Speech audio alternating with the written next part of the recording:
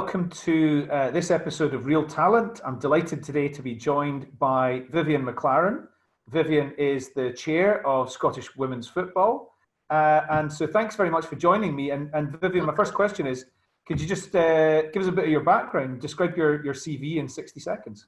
Yeah, so I've been working for 24 years. I would say my background is 14 years agency side, so digital agency, ad agency, but all kind of digital focus, and 10 years client side. And client side roles have been head of marketing, digital type focus. And I joined the Scottish Women's Football Board in 2014 as a voluntary role. And the board was restructured to reflect a kind of effective balance between business directors and football directors, because previously the combination had been much more of a football focused kind of personnel, which doesn't really bode well if you're actually trying to run a business, which sport is. Very interesting. Okay, so you've got a business background, but you're also chair of Scottish Women's Football. And so interested to know on the football side, you know, when you'll be making appointments and things like that. And how do you know when you've found real talent? I think sport's an interesting industry because I think there are people who work in sport who perhaps don't see it. There are many sports which are businesses, many. And I think, in Scottish football in particular, we've seen everything that's occurred because of the pandemic, football clubs, etc. I think there's been a bit of certainly I've seen in some sporting organisations that they're not run like businesses. They're publicly funded, and perhaps just focusing on, outcomes, which are important. But I think it's also really important to actually look at these organisations as businesses. So in terms of talent in sport and from Scottish Women's Football perspective, when I joined the board, we had one member of staff. We now have 6. And we don't get any public funding at all.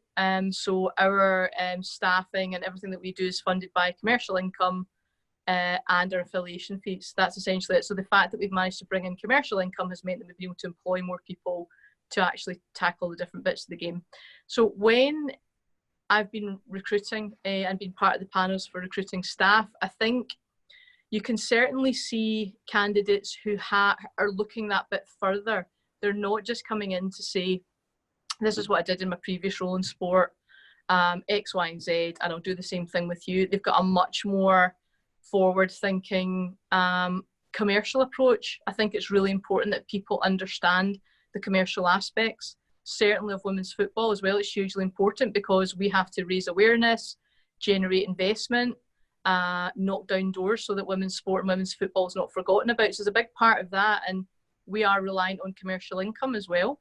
But you don't want to invest in something that isn't interesting and doesn't add value to your business. So I think for me, the candidates that stand out, no matter what the role is, they have a really good understanding and a good grasp of the importance of, brand, the importance of commercial income, and actually that this is a business. Yes, it's a sporting organisation, but ultimately the root of it's a business, and the candidates for me that stand out are the ones that actually grasp that and really understand it. And you get candidates from very much public sector backgrounds who just don't understand that aspect of it as well.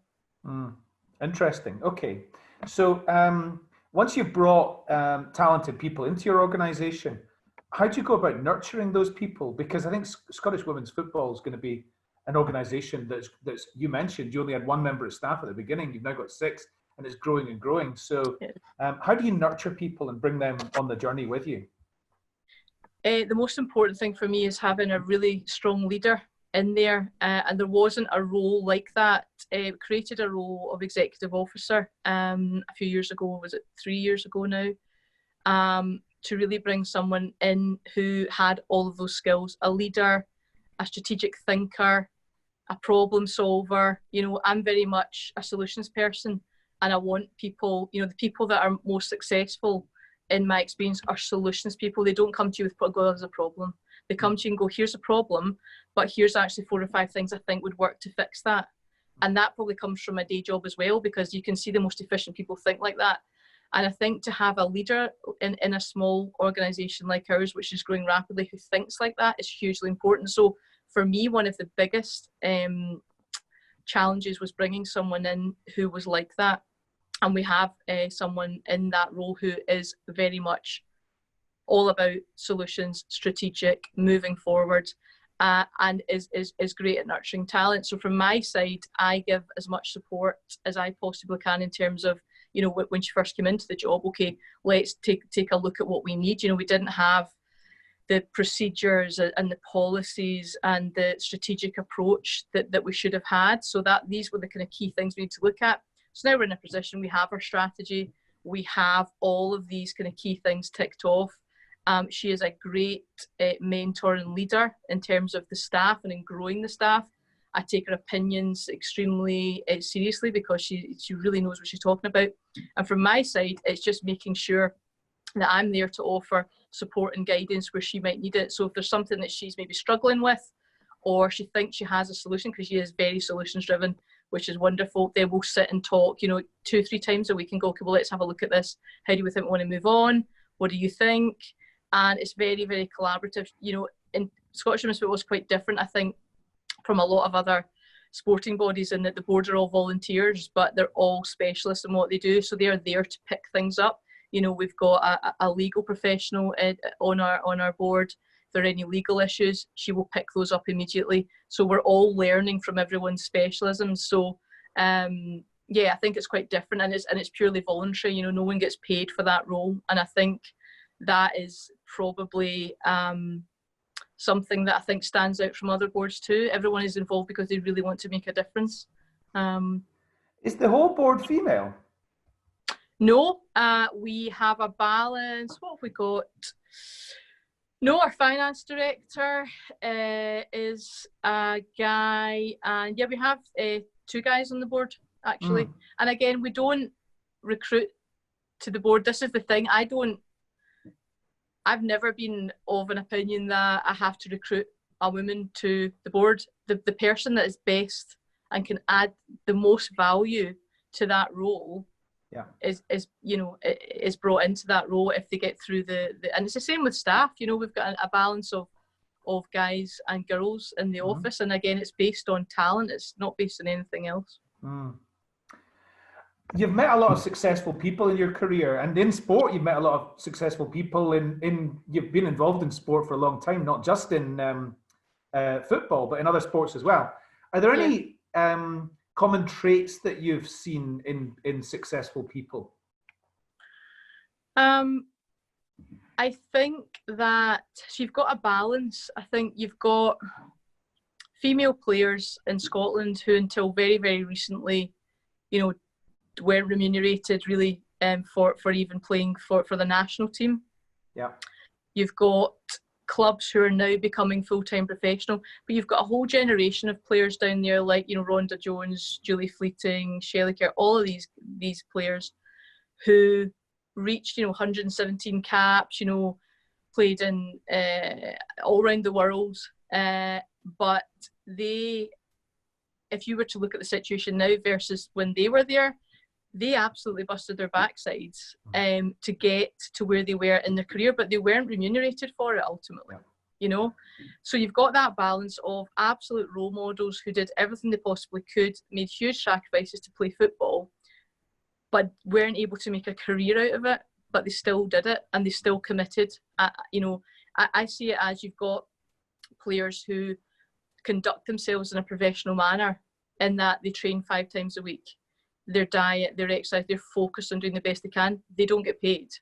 Professionalism now in sport is very much seen as those who get paid to do it. And I think now we see it's brilliant. You know, you've got clubs in Scotland who are now paying players to be full-time professional, and that's fantastic. And that's something that I thought we'd see, but the fact that we're seeing it now is just brilliant. So I think there's a real balance of what you define as a professional. Someone who gets paid for playing sport might not have the values, the drive, or want to give back as much as someone who doesn't get paid, but is committing the same effort to what they're trying to do. So I think that I think for me, you can just tell. You can.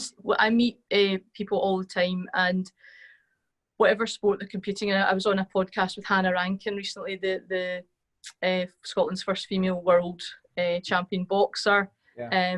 I think you can certainly see that there's a lot of is compassion the right word to use? You can certainly see in the people that I would see as role models for girls in sport, there's something about them that's a lot more caring than others.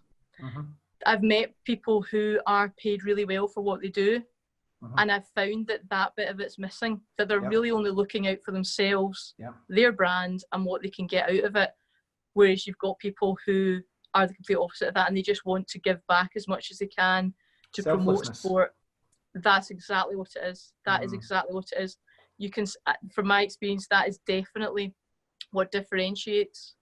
Definitely, there are no divas, who are only interested in themselves. And I think the more that it's fantastic to see professional sport and people paid to play football in the women's game. And I think 99% of those women and girls will be so grateful for that opportunity, but there will be that small percentage who perhaps have a bit of that ego that comes in. So I think that compassionate angle and selflessness, as you said, for me, you can definitely see that. That's really interesting. Vivienne, it's been great to hear from you, and thank you very much for sharing these insights with us today. All the best. Thanks.